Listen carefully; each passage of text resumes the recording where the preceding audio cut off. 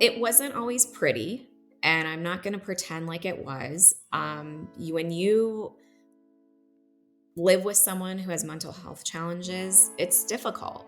But his core was good, and I know that he loved us and we loved him. And I don't want him to be defined by his struggles. Nobody should be defined by their struggles. And I think the minute we all accept that and acknowledge it, people will feel less alone in sharing about what they're going through. Hello, and welcome to Grief, Gratitude, and the Gray in Between podcast. This podcast is about exploring the grief that occurs at different times in our lives, in which we have had major changes and transitions that literally shake us to the core and make us experience grief. I created this podcast for people to feel a little less hopeless and alone in their own grief process as they hear the stories of others who have had similar journeys. I'm Kendra Rinaldi, your host. Now, let's dive right into today's episode.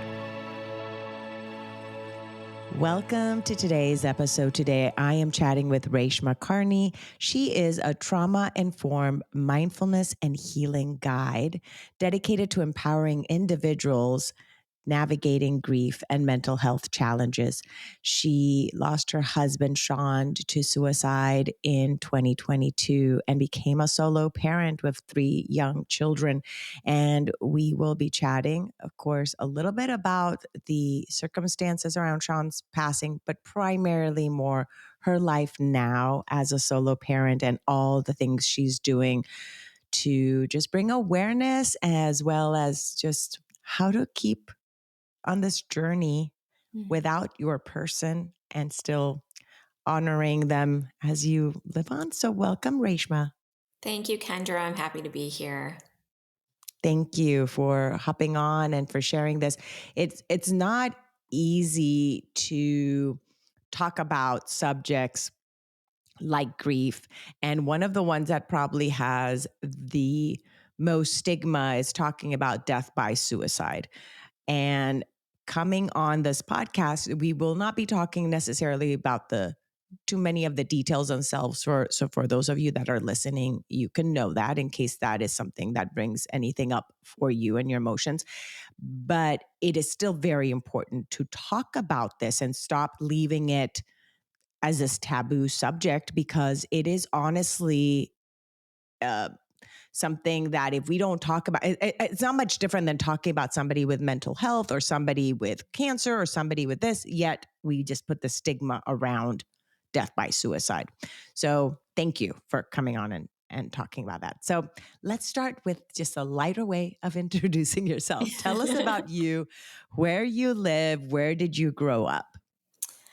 I currently live in Irvine, Orange County, California, and I grew up in Illinois. But between that part of my life and today, I've been all over. I went to graduate school in Atlanta. I got a master's in public health at Emory, and I was working at the Centers for Disease Control. And that's when I met Sean. He was in medical school at the time in Connecticut, and he came down to the CDC for a fellowship in public health. So we met. He was also in the Army. And after I finished my fellowship and he graduated from medical school, we got married and moved to Washington State together. He did his residency there, and we had our oldest son. And then soon after, moved to the East Coast, and we spent 7 years in North Carolina and a couple years in Augusta, Georgia, before moving back to the Seattle area after he separated from the Army after 16 years. And that's where forever was supposed to begin. That was in 2022, just shortly before he passed away. Shortly before he passed away. So in 2022, you were, which by the way, we've lived in a lot of the same places, a couple of the Oh, same wow, places. Yes. really? 3 states that you mentioned I've lived in. I love to see those little like nuances and coincidences. So Yeah. the when he died, then in was he in Seattle or had you already moved to California at that point? We were in the Seattle area. So we were in Bellevue, Hmm. and he had separated from the army at the end of 2021. And this was also just months after he returned from Syria, which was his third deployment overseas. And at the beginning of 2022, he went ahead and moved to Washington State to start practice with a private orthopedic group. And the kids and I stayed in Georgia throughout that school year. So we were reunited in the summer of 2022. And it was just in September, just a few months later, that he took his own life. Were the circumstances of his death or the reasoning behind his suicide, did they have to do with him having served, having been overseas, or was there a mental health component that was even years prior to him being serving in the Yeah. army? So, when he died, it was a shock. I never would have guessed that he would have gone to that extreme. Mhm. But as I processed what happened, I realized that maybe I wasn't surprised that he didn't want to be in the world anymore. He had been struggling with depression and anxiety for almost the entirety of our marriage, but in varying degrees. And to answer your question, I do believe that his time in the army and his deployments had something to do with it, and attributed to his mental health. But I think it also just goes back to much further than his military career. I think that his childhood wasn't the healthiest. He had parents who split up, and not in a very, you know, amicable way.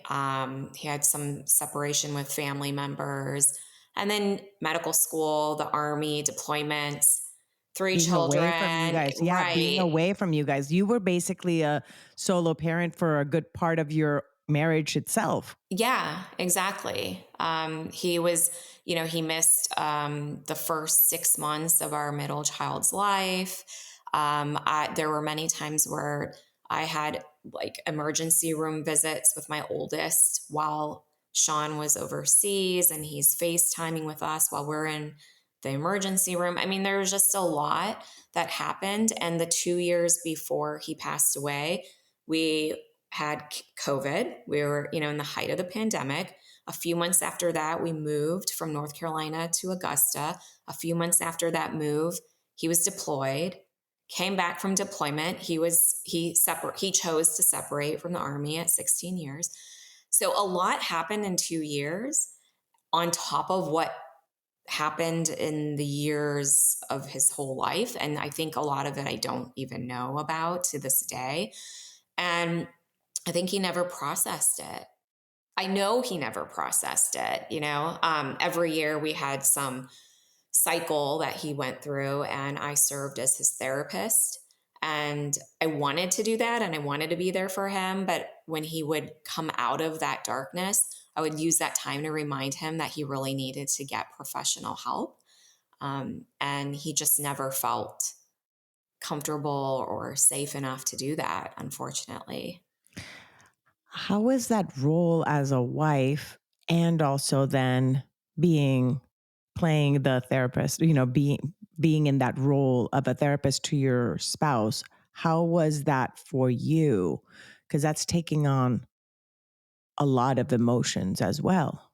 Yeah, it's hard. It's a hard balance. And, we sometimes treat our family worse than our friends, because we're just very safe and comfortable with our family. And I can't say that I did it perfectly. And I can't say that I was always the most patient wife.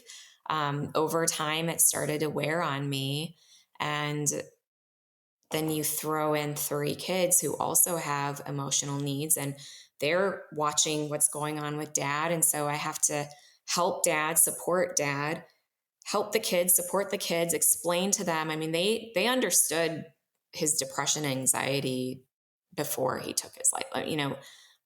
They watched it, they saw it, and I had to be open with them and explain to them that his behavior was not a reflection of them or their value in his world. So it was difficult. Mm. So this is September 2022. You're in Seattle. He dies. What happens after that? How long did you stay in Seattle? And did you have a community? Because you've been moving so much.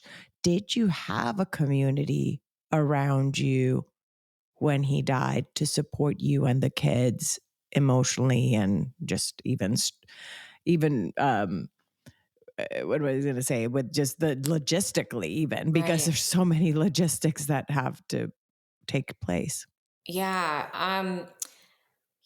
We had just moved there that summer. So the kids had just started school 3 weeks, not even 3 weeks before he passed away. I only had a small group of friends because our youngest had celebrated her birthday just the week prior. So we had a birthday party for her 6 days, 5 days before he passed away. And I met families that way. I have a cousin in Tacoma, so that he was an hour away. So he's the first person who came after the police department and different people. Um, he was the first family member to come.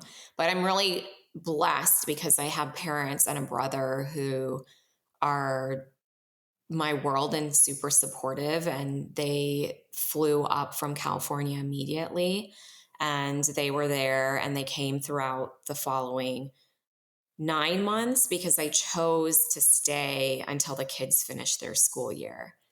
And I was encouraged not to do that by family and friends, but I couldn't pull that. We had just left Georgia, and then they lost their dad, and they had started to kind of settle in, and I just couldn't pull them out again. And so we just made it. We just made it. And when I look back on those 9 months, I don't know how I did it. I don't even recognize that person anymore, who just pushed through for 9 months every day and got her family out here to be. I live a mile away from my parents now.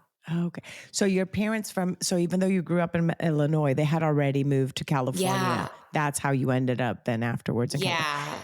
California. The fact that you followed your instincts and stayed in order to give them that stability, I think it's so wise, because I know you probably look back and it's like, why did I do that? Or who was that person that did that? But Mhm. there's so much change already that had occurred in their lives with their dad passing, that moving again could have created even more instability and more grief, because you know that there's grief even in every single move that you've done, Mhm. right? And every single transition and such. So that was amazing that you followed that instinct. So you pushed through as you were raising them here in a new area for you all, without Sean there to support you, without a family that lived there, even though they were there, helping you. Mhm. As you mentioned, you don't even recognize that version of yourself. What type of tools did you use then that helped you kind of go through that, kind of plow through? Well, at first, I didn't use any tools. Mhm. I think most widows with children can relate when I say I went into fight or flight mode. I just dropped everything for myself to be able to get my kids as close to a normal life again as possible. But over time, I noticed that it was just not doing anybody any good, because here I am trying to create this safe, healthy space for my children to heal in, but I'm pouring negative, resentful energy into it, tired energy into it. But I then began to lean into mindfulness practices that the children and I had already built into our lives years before Sean passed away. During COVID, actually, we started to incorporate things like movement and mindfulness, nature, into our days at home while we were homeschooling during the quarantine days. And I just turned back to those practices because I realized that I couldn't show up for them if I wasn't showing up for myself. And so it started with, instead of walking them to school and immediately rushing back to my computer and my phone, I made myself walk for 20 minutes. And during that time, I would call my dad or my mom and I would talk to them, just run through the things I had been doing and the things I had gotten done. And then slowly I got back to the gym. I got back to journaling in the morning with my tea. And then I think the biggest thing that I had to allow myself to do was to ask people for help and to reach out to people and to allow people to come over and bring me that casserole or The or the the bag the of cookies. 18th, yeah, 18th casserole in a week. Yeah. Yeah, I just had to allow that to happen, and that was the hardest thing for me because for 16 years as a military spouse, as a surgeon spouse, I did everything on my own, and I was proud of that. Who isn't, right? We as women love to hear that we're superwoman and that, wow, you make it look so easy. We love to hear it, but we're like crushing ourselves on the inside. And so that made a huge difference, being able to connect with other people and have them come into my life and pour into me.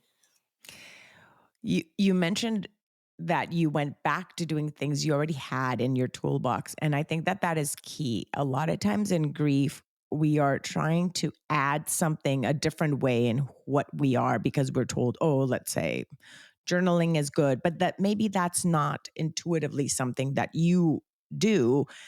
Then it feels even more awkward to do something Yeah. that is not intuitive to you. So for you to go back to things that you were already using, like mindfulness, walking in nature, then going to the gym, you do yoga. Were you a yogi at Mhm. that time already? Yeah, I've always done Or yoga yoga. for So myself for personal reasons. for your Yeah. personal, so going back to doing yoga, moving, it was Hmm. part of who you were, and you used all these tools as your way of moving through the grief. So when we share tools in general on this podcast, it's a good thing for people to think, okay, what are things I already have in this toolbox and how Hmm. will I implement them into that? Some of the times you may not even remember you even have a toolbox, Hmm. because your grief is so big that you forget that you've already collected things along the way in your life that you've used before that you don't even know. So you had already been using these and you were able to pull them out. That in itself takes so much energy Hmm. and and a decision to do that and implement them. So I commend you for that you were able Thanks. to, in that midst of that, you were still able to bring them out to life. So the kids at that time were what ages?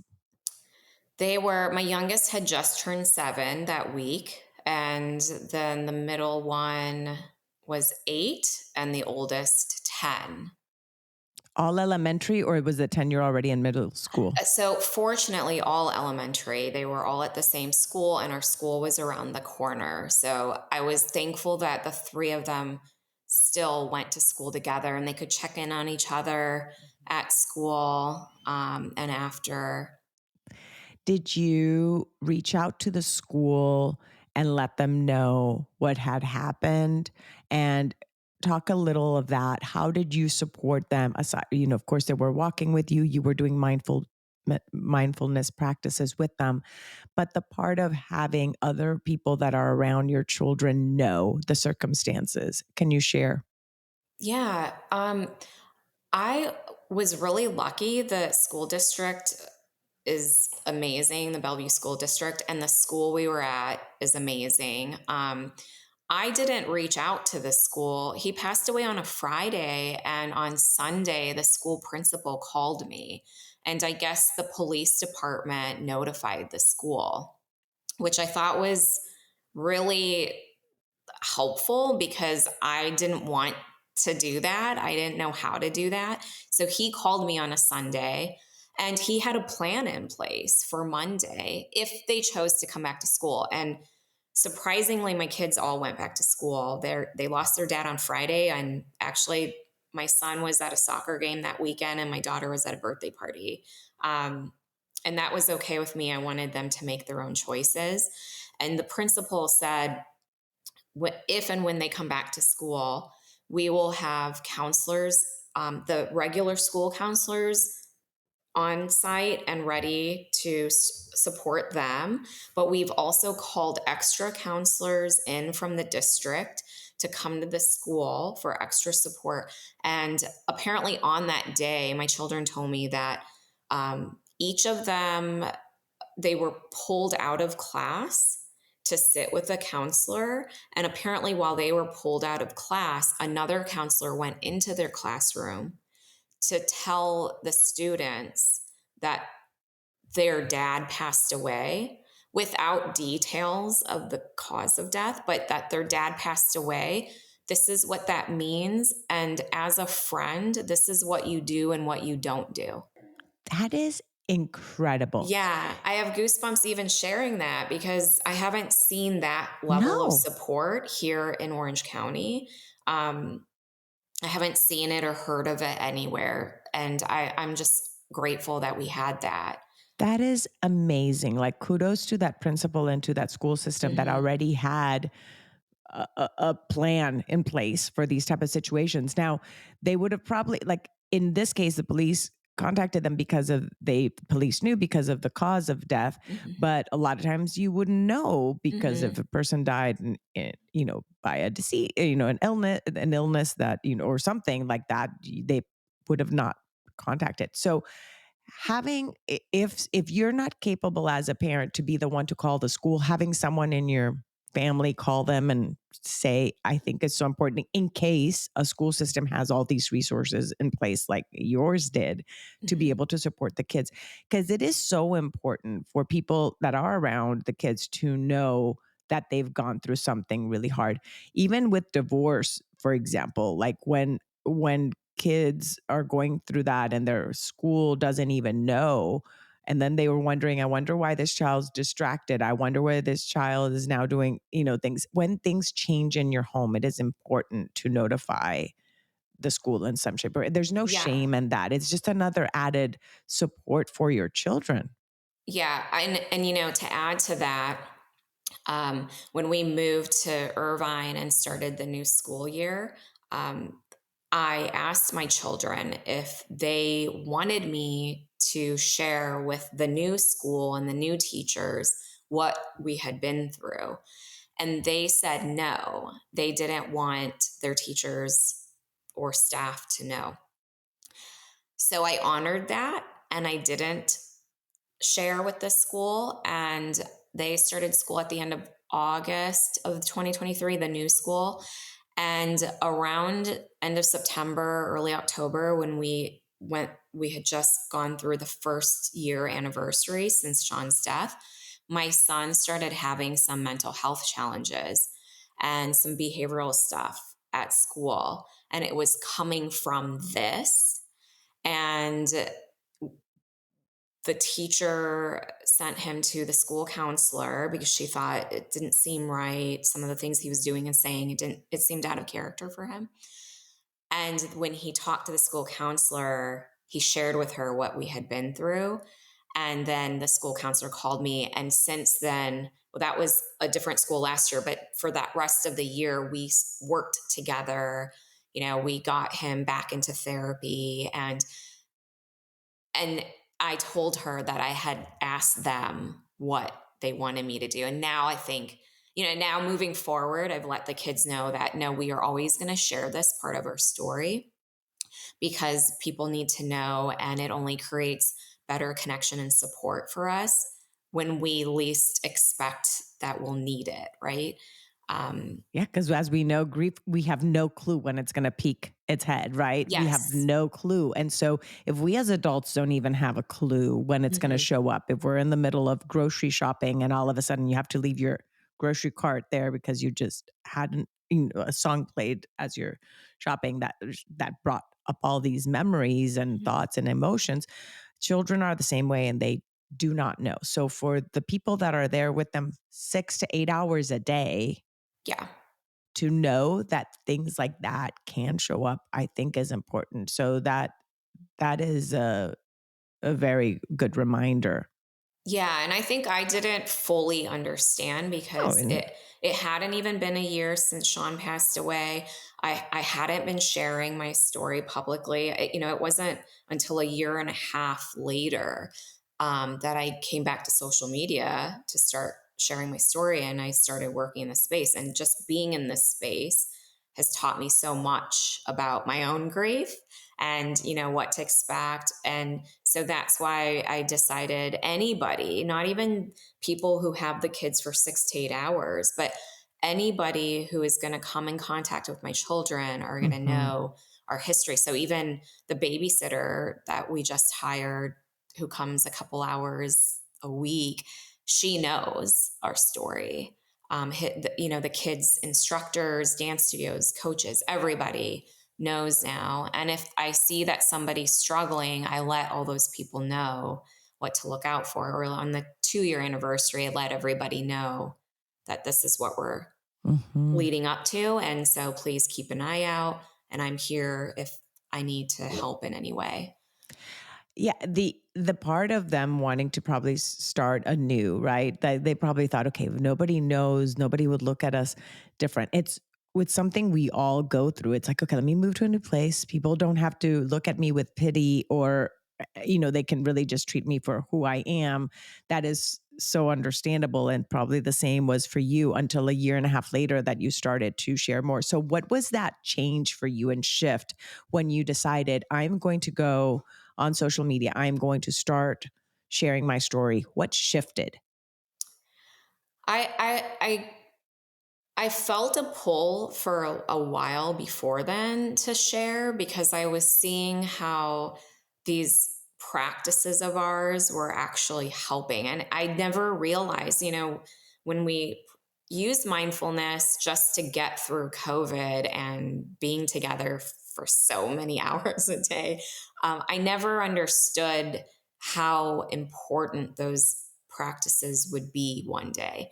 And so I just anytime I saw more healing in us or things getting better, or I saw, my daughter go to her room and rest and journal on her own, and I knew what she was doing, right? Or my youngest, she needs to get outside and put her bare feet on the ground and pick up rocks. And when I started Used seeing to that we're grounding. She was yeah. grounding. Yeah, exactly. And So cute. when I saw that these are the things we're just naturally going to, not all of us have been in therapy. None of us have been on medication, and we're naturally going to these things that are helping. I thought I want to do this. And then in addition to that, I've just always been um, passionate about sharing my husband's story and talking more about mental health for men and even for women. And so it was May, Mental Health Awareness Month last year, when I decided to just come back to social media and share um, what the last year and a half looked like for me and my family. That is so amazing because a lot of times we find these tools and we just might keep them for ourselves. But in your case, you felt that sharing it with others may help them, but also as another way of honoring Sean and keeping his memory by also doing Mhm. this. Is that what you feel? Yeah. That's what you feel. So it's Yeah. part of your way of carrying on his legacy to now share with others. Yeah, and it's even, we talked about the stigma of suicide Mhm. loss and mental health challenges earlier. And, I just want it wasn't always pretty. and I'm not going to pretend like it was. When you live with someone who has mental health challenges, it's difficult. But his core was good. And I know that he loved us and we loved him. And I don't want him to be defined by his struggles. Nobody should be defined by their struggles. And I think the minute we all accept that and acknowledge it, people will feel less alone in sharing about what they're going through, especially men. Um, and I think that by sharing my story and our family's experience, I'm hoping that people will just learn to treat mental health challenges and the people who have them with more compassion.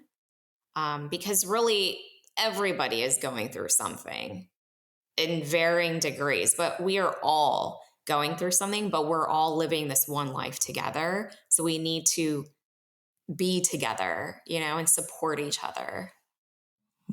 That's so beautiful. Thank you, Reshma, for sharing that. Thank you. Now, what are ways in which you and the kids now find of connecting with Sean? And what are ways in which you would tell them they could connect with their dad? Um, we connect with him a lot through music. He loved all kinds of music and he had so many playlists that we still have on our Amazon app. And so we like to listen to some of his playlists and just remember when we heard those songs, what he was doing. He was a very physically active, outdoorsy person. And so we have continued doing the things that he loved and the things that he introduced to us as a family.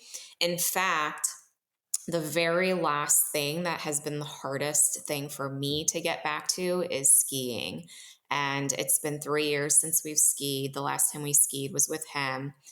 And I just booked 4 nights in Mammoth, which isn't the Canadian skiing my kids are used to doing or want to be doing, but it's like baby steps. And I just booked 4 nights in Mammoth for spring break. It's very emotional for me. I'm very nervous. There were family members on his side who offered to do a trip with us, but I feel like it's something I need to just do with the kids. And it's like real baby steps. My kids don't understand. My son does, he asked me if it was because of money. And I thought, you're just not going to understand this, until you're older. But yeah, that's how we're connecting with him, just through the things that he loved to do. I got emotional thinking of that. I'm envisioning you on the snow and just going down.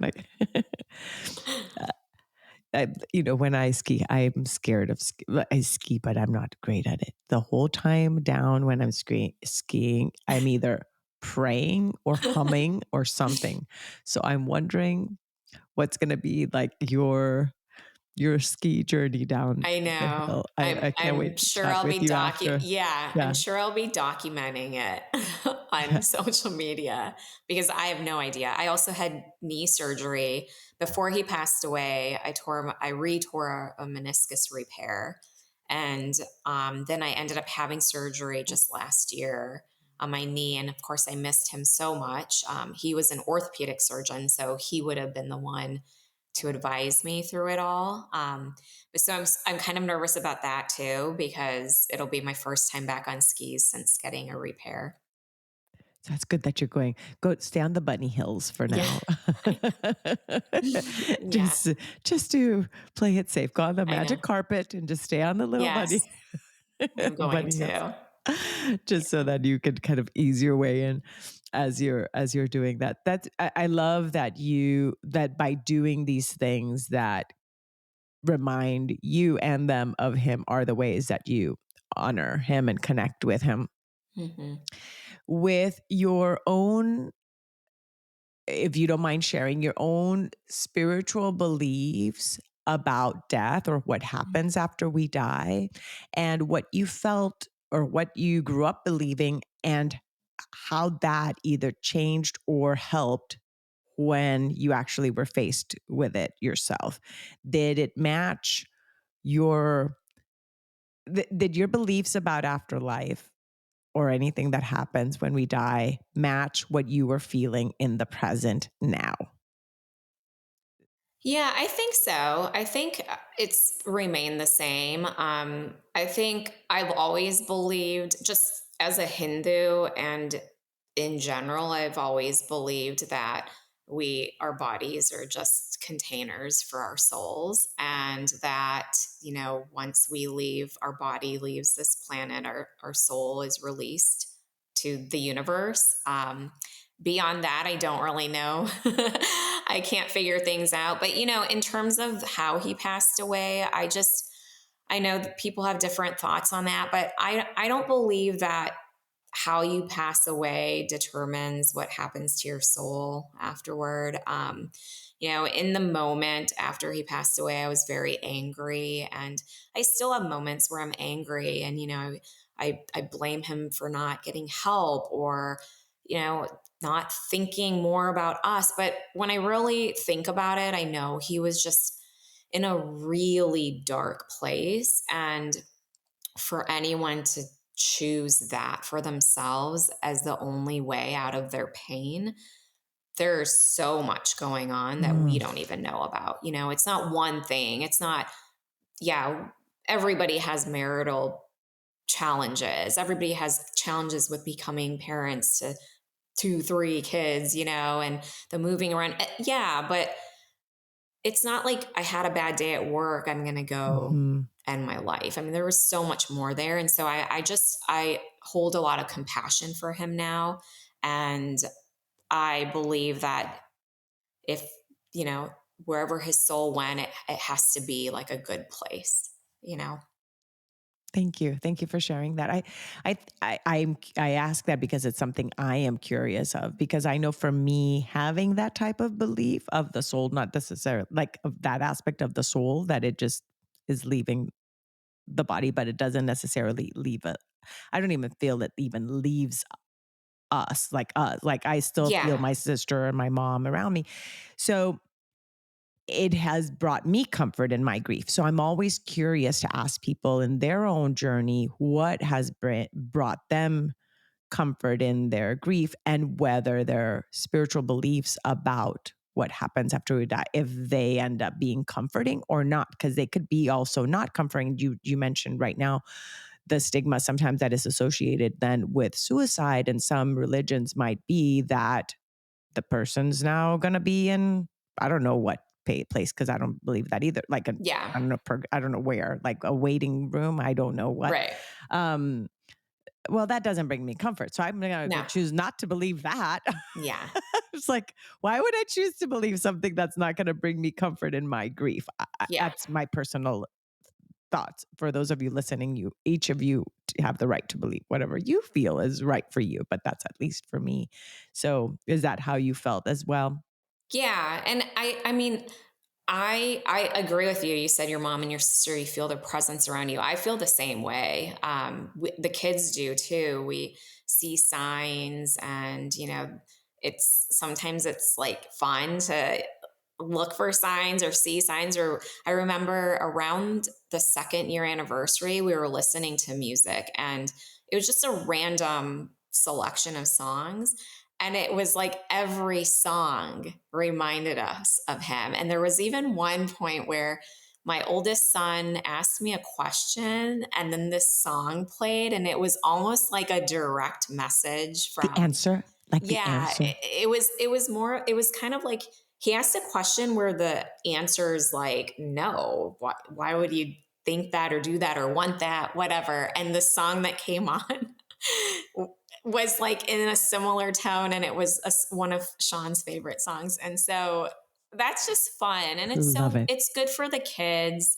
um my daughter had this amazing idea. I don't know, I should get it patented, but she said, Well, mom, maybe don't say it now until I you know. patent it. She said, mom, it would be cool if AI could learn everything about your lost loved one, And then when you want to have a conversation, when I want to have a conversation with dad, I could just go to AI and talk. That's so sweet. Wouldn't that be That is sweet. nice? Yeah, like if that's something, you could probably do that. You could probably do a prompt and say, "Hi AI, these I want you to talk in the, in the verb," and then just say, "My dad, da, da, da, da, da," and then like Yeah, put it all that way. Like you what probably could. you You'd could have probably to do a really prompt. build it Yeah, in. build it in. Mhm. The only thing is that I'd say I'd be cautious as to the age that you use that and implement that with a child, just so that they Yeah. don't really think that it's the dad talking. Because Oh, you I have to be, know. you know what I mean? You Yeah. never know what a computer system is going to then respond to every situation. And if True. you take it like as is, then that might be trouble. Yeah. But that is sweet that she even like felt, oh, I want to talk, because it's so true. Something that we miss the most is those conversations and knowing what would they have answered. But just like you said with the song itself felt like that answer. And other Yeah. times it's just the clarity that comes when you do something or you put something out in the universe and all of a sudden you get that answer in your head. You can take that as their answer and their conversation back to you. So there's other ways in which they're able to still have those conversations even if they don't hear his voice, right? Yeah. So, but yeah, that's so cute that she had that insight. Now I want to ask you now into what it is you do now with your one-on-one coaching and your circles and your circles, because it was just what, a year and a half into it, you come Mhm. on social media, you start sharing your story, and then how did that then shift into you now being a mindfulness coach and now helping others? Yeah, it was it's been really beautiful to see. I mean, I came on thinking I'm the only one, right? We feel that, right? In our grief, I'm the only one. I'm sharing this because I really just need people to know. But very soon after, I was getting messages from people, whether they lost someone to suicide or not, but just getting messages from people. Oh, I know how you feel. Or I lost my brother to suicide. I'm, military spouse and my husband's having mental health challenges. And so people would share with me, and then I would get feedback that they were finding comfort in my posts, or they were actually doing some of the things that I said I was doing. And so I just started realizing, like, wow, this is helping other people. I didn't go in with that intention. I went in with the intention of, I just want to share. And while I'm helping other people, I'm also healing, as I'm sure you can relate to. It's just this sharing and building community has been so powerful in my own healing journey. And it's also been a great um, example for the kids because they see what I'm doing and I share with them how it's helping other people. And they now know that it's not shameful to talk about your mental health challenges. Everybody needs help and it's okay to ask for it. So over time, I've just slowly started to do these things. And then a month ago, I decided I'm going to lead a healing circle for women. And it ended up being a one on one for 90 minutes. And it was amazing. It was just so beautiful, the exchange that we had. We did breath work together, some movement.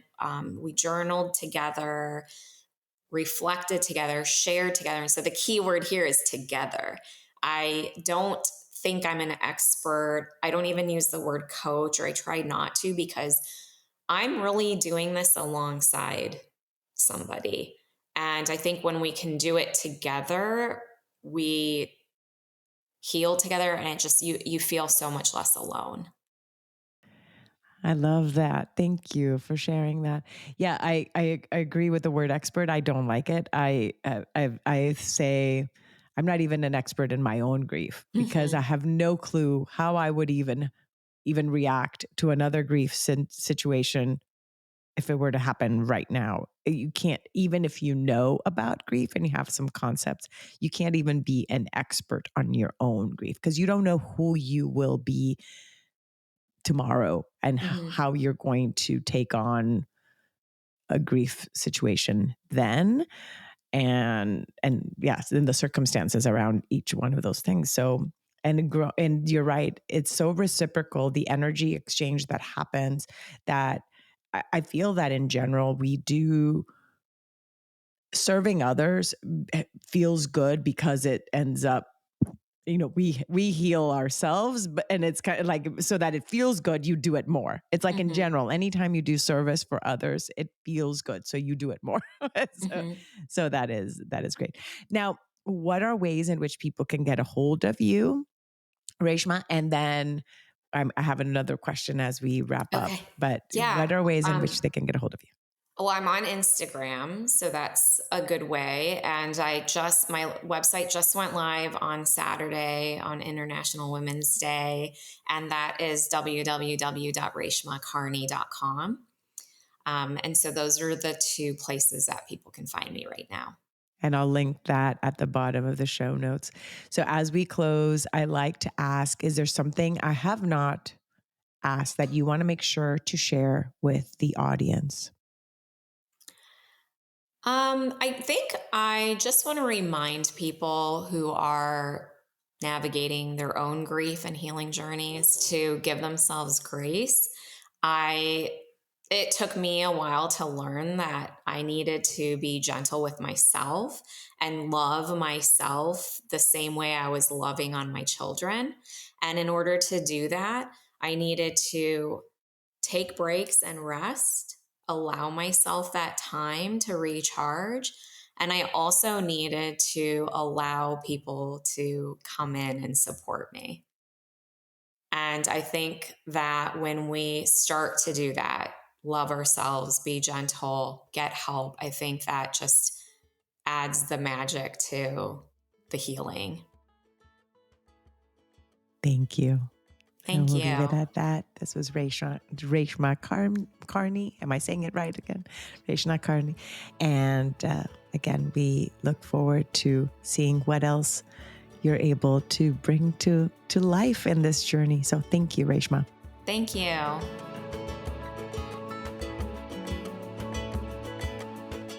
Thank you again so much for choosing to listen today. I hope that you can take away a few nuggets from today's episode that can bring you comfort in your times of grief. If so, it would mean so much to me if you would rate and comment on this episode. And if you feel inspired in some way to share it with someone who may need to hear this, please do so.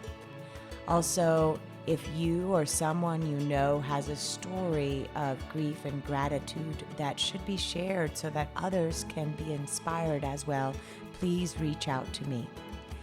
And thanks once again for tuning in to Grief, Gratitude, and the Gray in Between podcast. Have a beautiful day.